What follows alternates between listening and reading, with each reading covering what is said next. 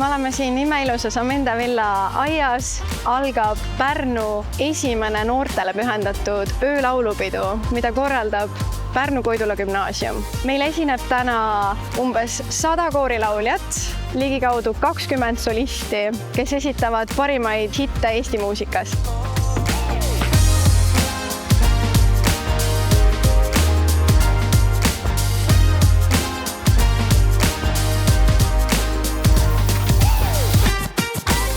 Pärnu Koidula gümnaasiumi noorte öölaulupeo juures meeldib mulle kõige rohkem see, et kõik noored saavad kokku tulla, nautida seda imeilusat ilma ja veeta siin koos ühist aega, lauldes imeilusaid viise.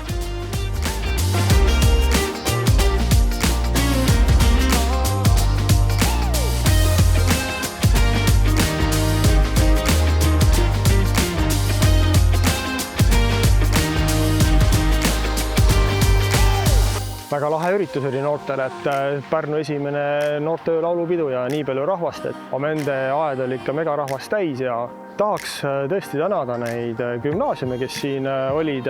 Samatmoodi meie kooli super lauluõpetajat Kertu-Liisa Seppa, kelle idee see oli ning tänu kellele see kõik ka siin teoks sai.